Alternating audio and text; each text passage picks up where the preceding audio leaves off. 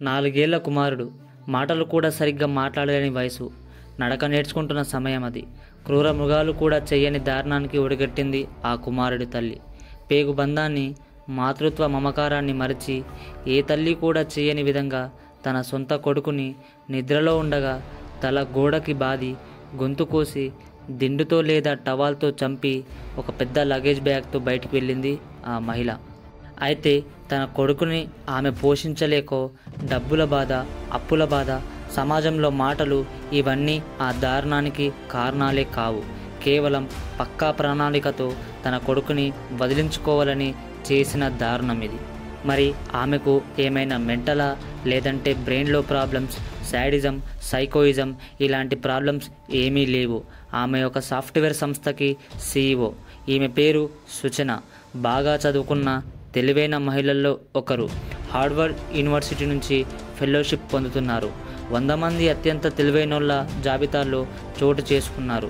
దేశంలోనే మంచి AI project చేసిన మహిళగా పేరు పొందారు. మరి ఇంత పెద్ద పొజిషన్లో ఉన్న ఆ దారుణం ఎలా చేశారు? ఎందుకు చంపారు? అసలు కారణం ఏంటి? ఇవన్నీ ఈ వీడియోలో డీటెయిల్గా తెలుసుకుందాం.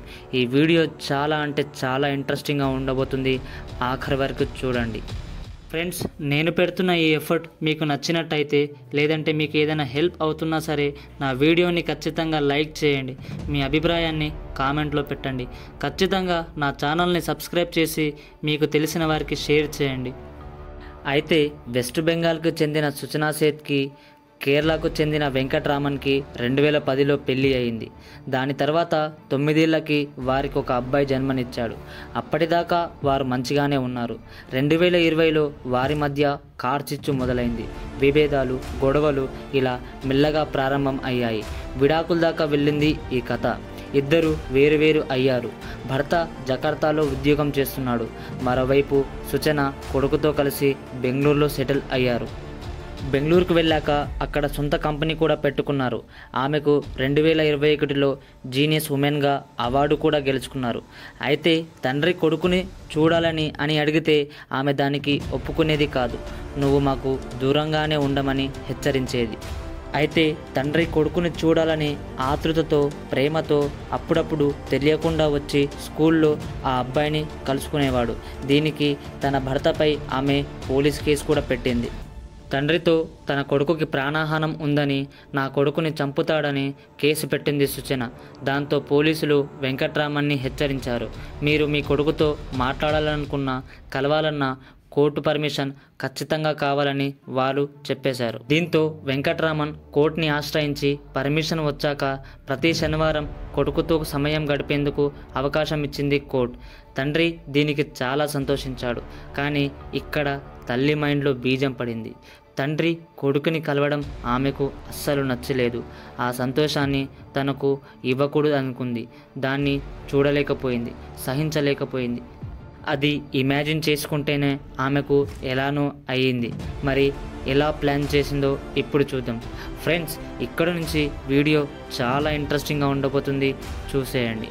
ఆమె ఎలా ప్లాన్ చేసిందో చూడండి. ఆమె ఉంటున్న ప్రదేశం అయితే డౌట్ వస్తుందని, ఫ్రెండ్స్, రిలేటివ్స్, చుట్టుపక్కన ఉన్న వాళ్ళు ఉంటారని కొడుకుని తీసుకొని బెంగళూరు నుంచి గోవాకు వచ్చింది.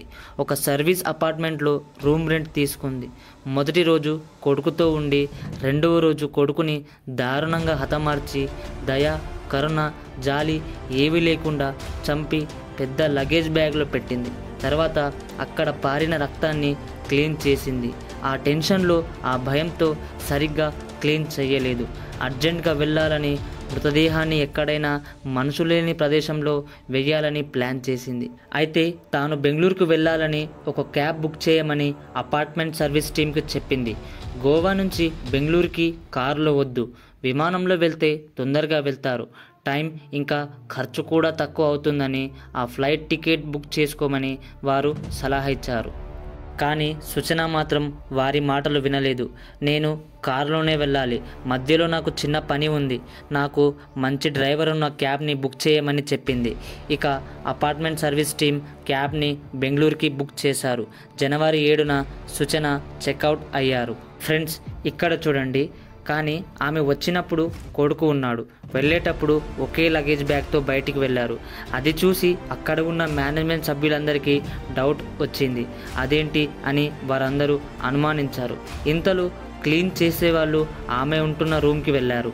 రూమ్ క్లీన్ చేసేవారికి అక్కడ రక్తపు మరకలు కనిపించాయి. అవి కూడా ఎక్కువగా ఉన్నాయి.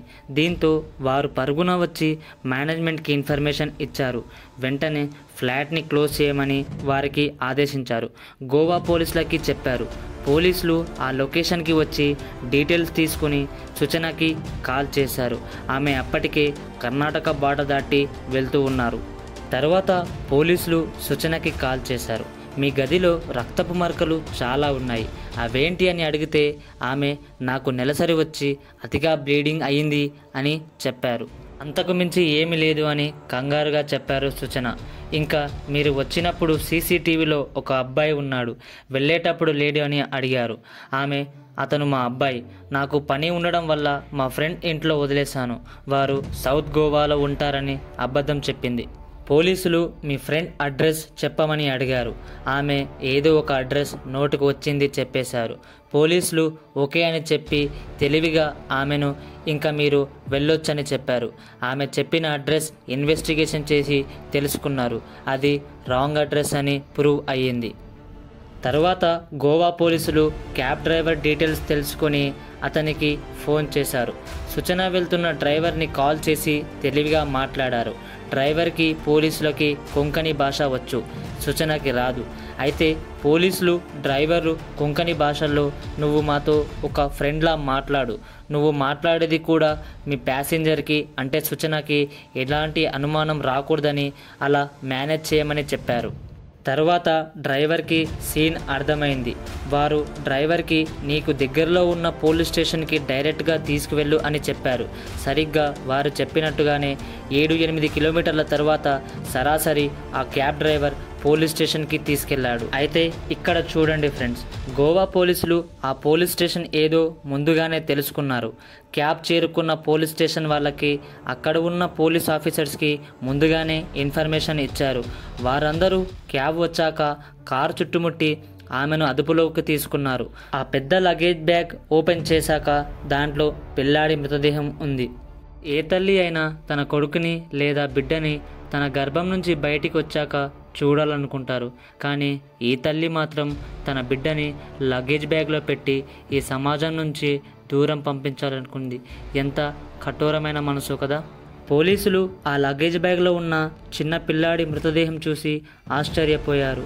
వారి మొహాలు చిన్నవయ్యాయి. పోలీసులు తర్వాత సూచనని అరెస్ట్ చేసి ఇంట్రాగేషన్ చేశారు. అసలు ఎందుకు చంపావని అడిగితే తన భర్తపై కోపం, ఈర్ష్య, అసూయ అని సింపుల్గా చెప్పేసింది. తండ్రి కొడుకును చూసేందుకు జకార్తా నుంచి వచ్చాడు. కొడుకు మృతదేహాన్ని చూసి కన్నీరు మున్నీరు అయ్యాడు. ఆ బాధ తట్టుకోలేకపోయాడు.